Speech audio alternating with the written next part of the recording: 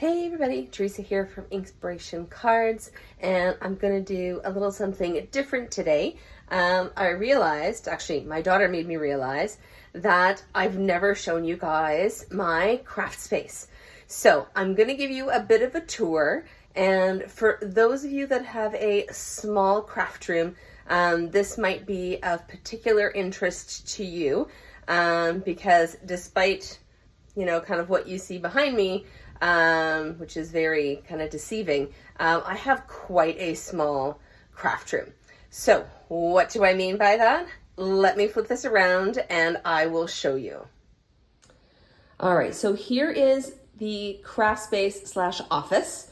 We had to do double duty with this space. And so as you can see from out here in the hallway, it is quite a small space.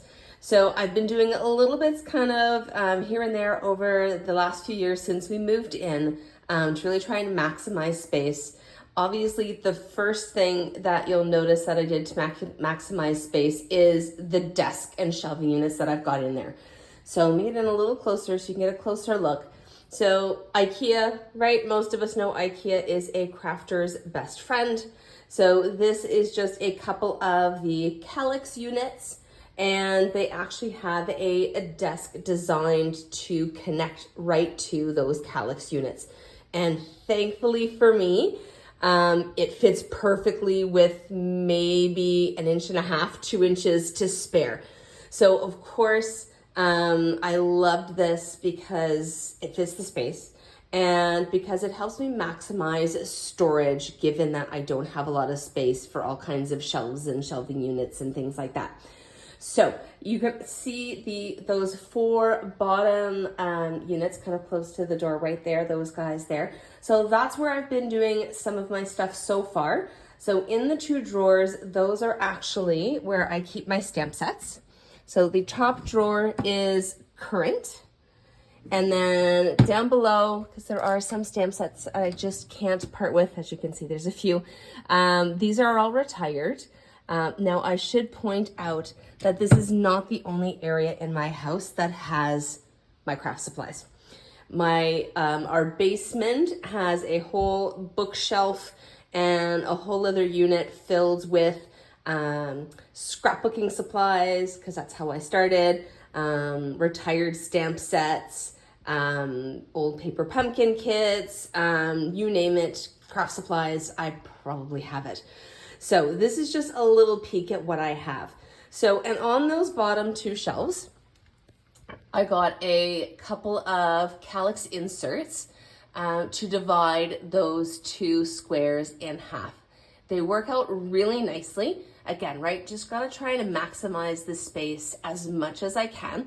So in the 2 Designer Series paper covered paper pumpkin boxes, I have my Stampin' Blends, which of course I store flat, and my extra adhesives and things like that. And of course there's all my punches just above them. Now underneath that, all those punches, I actually hot glue gunned a layer of just basic white felt, just because punches are a little heavy duty and, I don't want it, banging up and scratching up the shelves too much. And then in the next unit over, if you see those 4 little boxes there, those are the old full-size wood cases that sadly you can't get anymore. And again, I just put in some Designer Series paper and then I've labeled each of them, as you can see here, to show what I store, right? So my thread and twine, my rhinestones, wood elements, my pearls and things like that. Next up, right, you can see my paper is a bit of a disaster. Of course, that is eventually on my list. And there's my kitty Leo.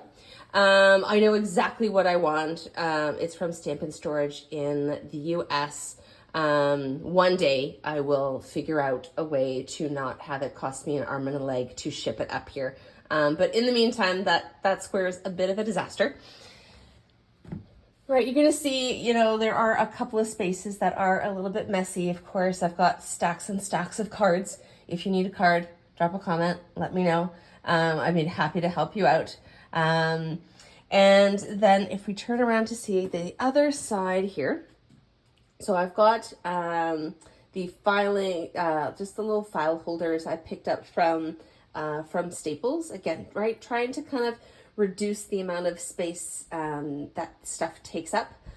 And then, of course, my OttLite for my videos. And then this unit here is one that I got from a local Michael's, a local craft store, a number of years ago. And I've just added a few extra little pieces. So in the center square there, that is actually a piece that I snagged from an on-stage live event I attended a few years ago. If you haven't figured it out yet, I love butterflies. So when I saw that, I thought it was perfect, and just right, it gives the unit a little bit more color. And of course, tons of ink pads and embellishments. I just recently purged my ribbon stash. So as you can see, there's not a whole lot left. All right, now I'm gonna flip this around one more time. So there's the hallway where I was. And then this is the project for the summer, this corner here. So as you can see, I've got my cart and a few other things kind of laying on the floor. As I said, this is kind of my project for the summer. I really want to try and purge and organize this corner. So I'll share projects and DIYs and things like that that I'm doing on my blog, inspirationcards.com. So make sure that you check that out. And then, of course, you know, gotta have a little bit more, you know, storage and things like that to display some of my my creations and things like that.